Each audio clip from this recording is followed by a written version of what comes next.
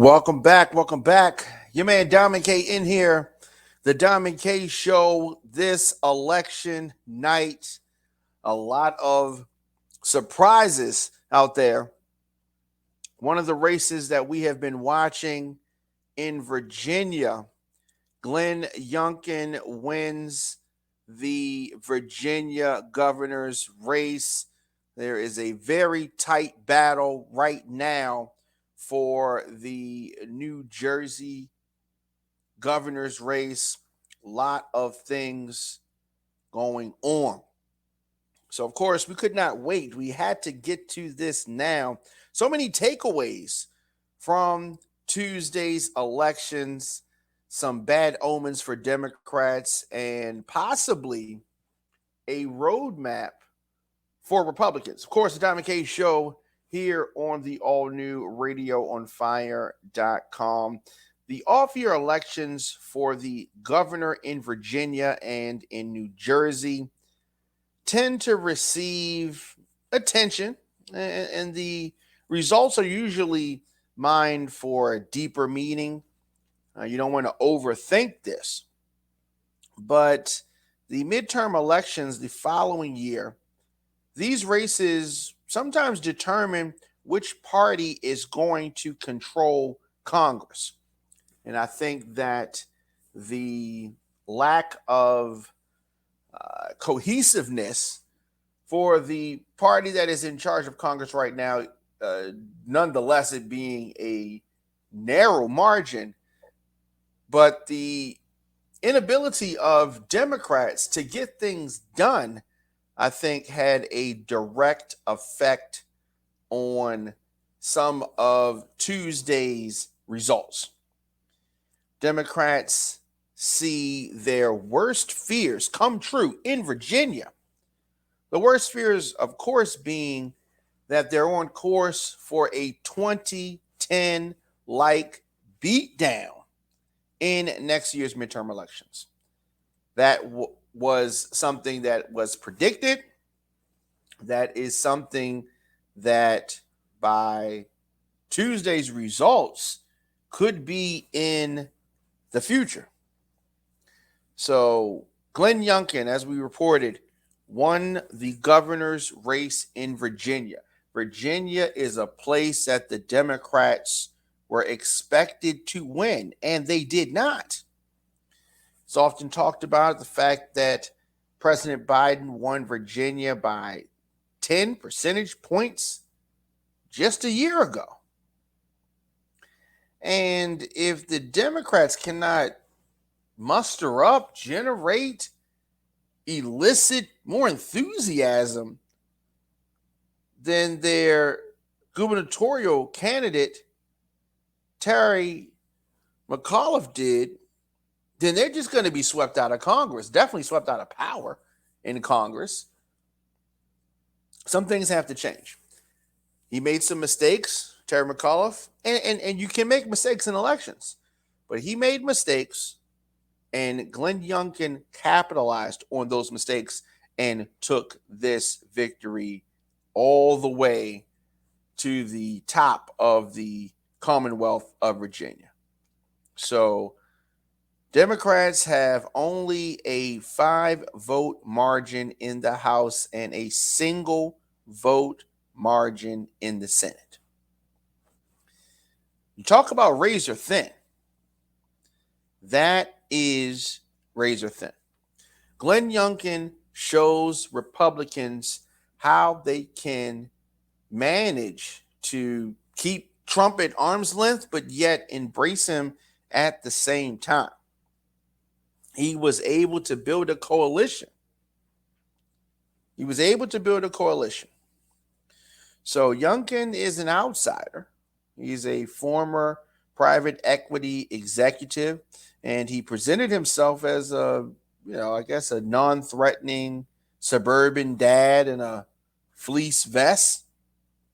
He did embrace Trump, and he did that enough to win the primary.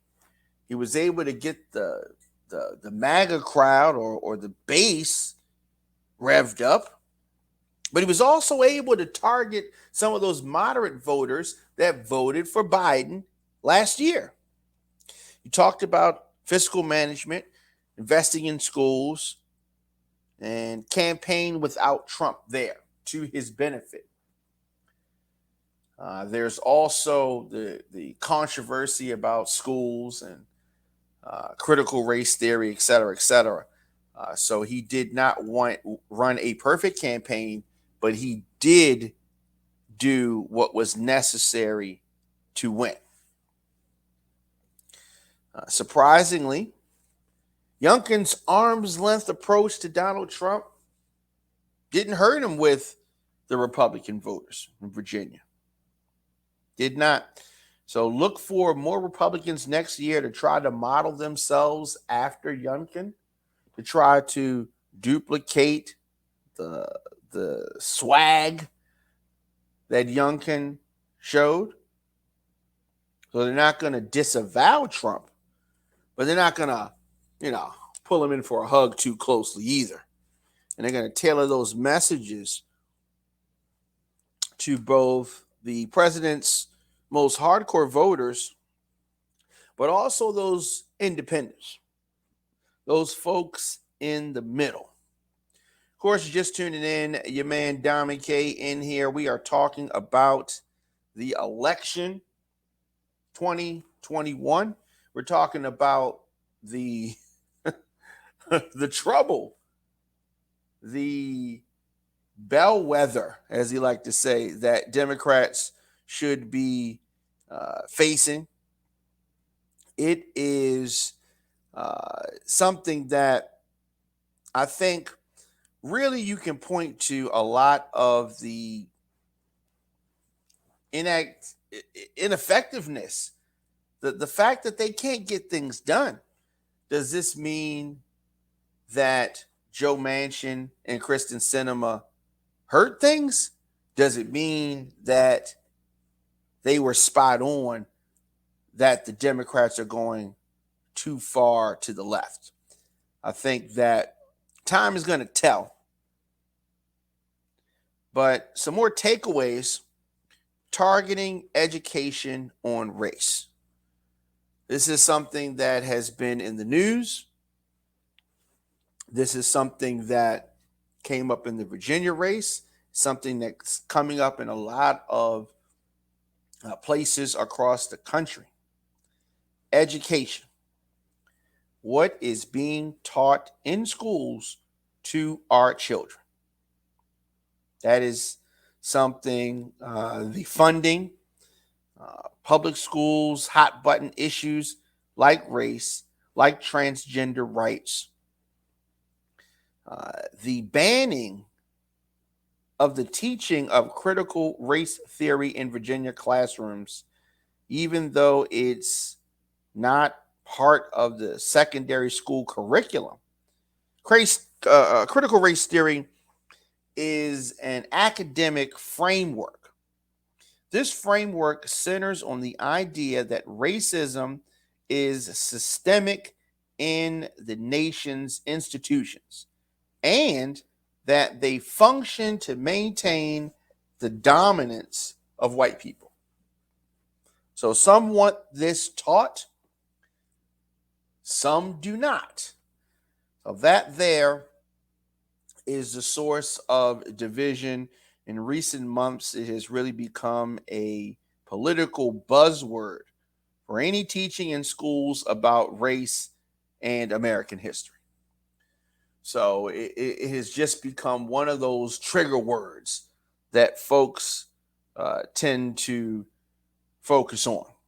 So there have been lengthy school closures during the pandemic that made some traditionally Democratic voting groups and conservatives targeted school board races nationwide, mask ruling, the masking for COVID-19 protection and just racial justice issues, whether these things should be taught in school. So this is something that really weighed heavily on this Virginia race, and folks use the parents should have some say-so in what is taught. I mean, are parents talking about what math problems are being taught? Are parents talking about what science topics should be covered? No, but this critical race theory is something that politicians have been able to work into things to rile up the base and get folks out. So liberal voting laws aren't bad for the GOP. It seems like that. Trump in 2020 attacked efforts to expand ballot access during the pandemic. He spreaded these baseless claims of fraud. But of course, where Republicans are winning, like in Virginia, they're not talking about stop the steal now. Now all of a sudden everything is working fine, right? It is easier now to vote than it ever has been. And Republicans are conveniently fine with these results. They're not going to have any recounts in Virginia because they got the result that they wanted. Speaking of results, in New Jersey, Democrats need to be nervous. This was a big governor's race, and Democratic Governor Phil Murphy was favored to win. Nobody was even talking about this race. But the Republican Jack Settarelli, this race, as of right now, it is 1:45 a.m. on the East Coast. The race is still too early to call. This is not something that folks were expecting. Democrats were looking to the Garden State for hopeful signs. They were looking to the Garden State for some type of a get back, but quickly they were disappointed because this race in New Jersey has turned into a nail biter. So the race remained too tight to call as we were going on air, with just 84% of the vote in right now. It is neck and neck, with both candidates having 49.6% of the vote. Still too tight to call. Now, I don't want people to overinterpret things. That it is still 1 year before Election Day 2022. So Tuesday's results hold some clues as to what could happen. But, folks, these are just clues. So the New Jersey race, it is it's too early to call.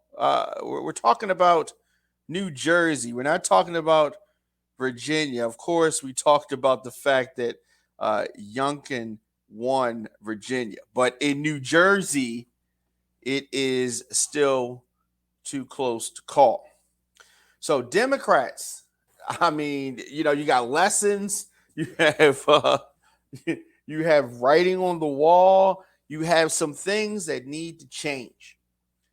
You have a president in Joe Biden who is weak, but America needed and wanted someone who was moderate, someone who was not going to ruffle a lot of feathers after the turmoil that was 4 years of Trump. So we got and usually get the government that we deserve. We got Joe Biden, right? Was he the best candidate? No. Was he the best candidate after Trump? Probably. But a lot of things that were set into motion, Biden does not have the strength, the kahunas to even handle. So you have Democrats running amok. They can't even get along to order lunch, right? That's how confused and at each other's throats Democrats are. So I don't know what the future holds for the Democratic Party. but it is still 1 year before Election Day 2022. So two of the biggest drags on the Democrats currently is, the persistence of the COVID-19 pandemic, supply chain problems. These problems have pushed up prices. Now, things could improve over the next year, or they could worsen. And if they do not improve, this is going to reflect very poorly on Democrats. There are signs that Democrats could pass Joe Biden's infrastructure bill. Republicans have been trying to hinder anything from happening just for the reason that we're seeing things tonight. I do have to say that the failure in Virginia for Democrats also can fall squarely on the lap of Joe Biden. The president is not. I mean, what is his approval is what, in the 40s? I mean, that is definitely a reflection of him, his leadership, the lasting impact of COVID-19, his inability to get something done. And, he can't control the Democrats. You can't control the Democrats. So there's a lot to take from this.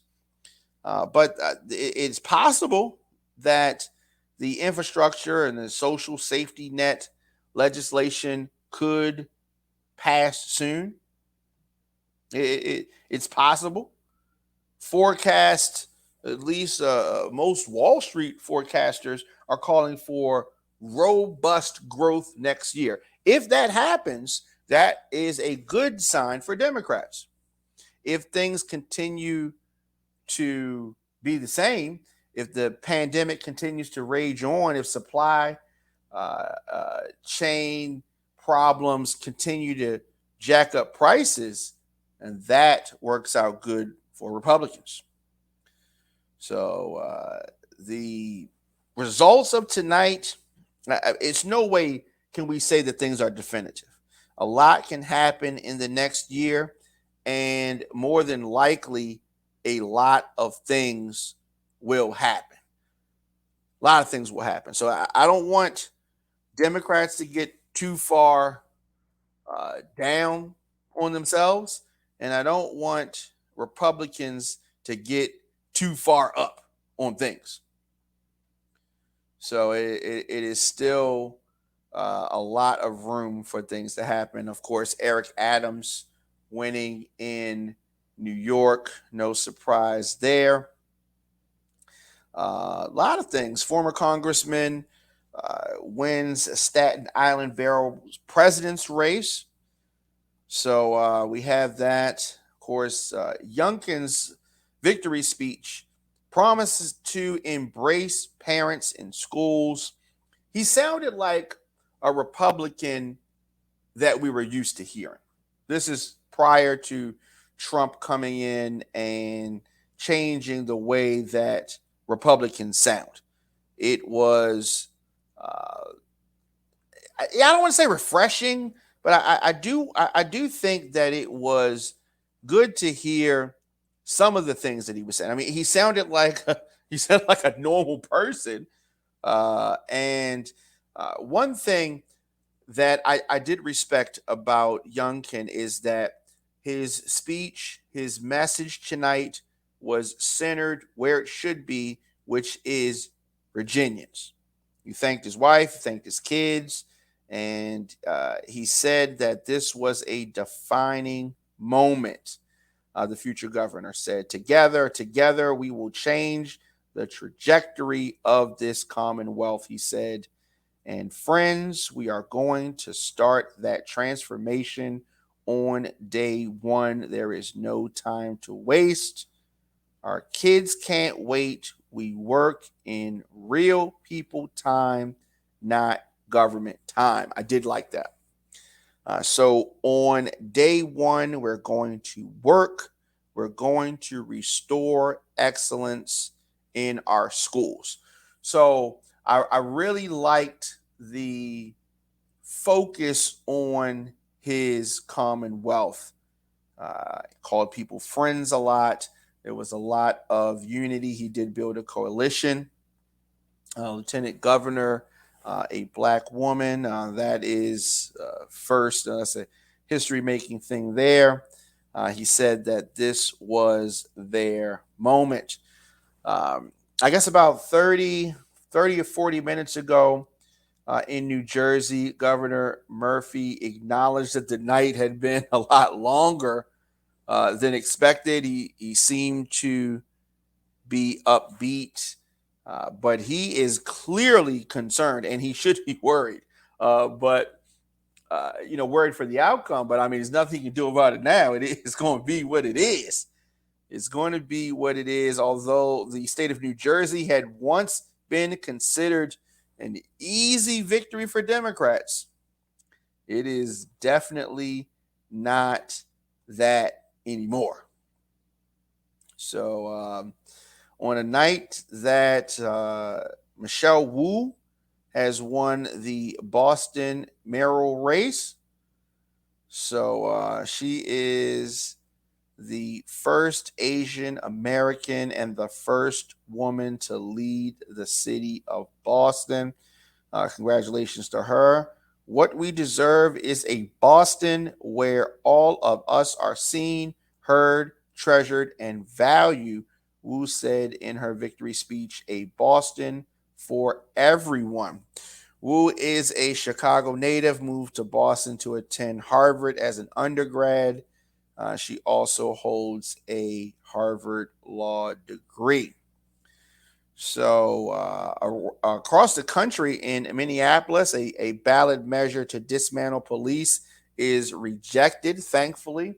That is not something that needs to happen. And while there is frustration with police in some cities, while there is need for change, there is never going to be the need to dismantle the police.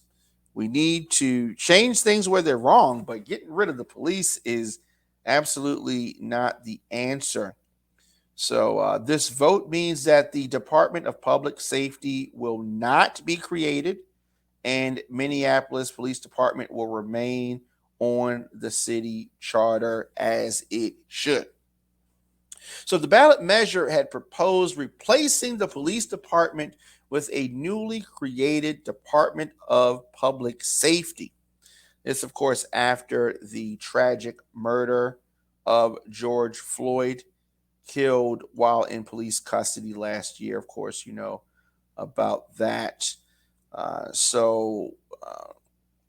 We spoke about Eric Adams earlier winning the New York City mayor's race. And of course, that was something that we predicted. And there are no surprises there. You may have Dominic K in here at the Dominic K Show at Radio on Fire. Of course, we're going to be following this dead heat in New Jersey's governor's race. Less than 2,000 votes currently separate the candidates, and that is that is definitely something that we were not expecting. So we're going to continue to follow that, and of course, tomorrow we should know the winners by tomorrow morning. So I will be back at that time to talk more about this. A lot of things to take away from this. Progressives, moderates, Democrats, y'all really need to get y'all stuff together, because the Republicans have seemingly found a way to beat you, take some of their voters back, or take some of the voters back that are up for grabs.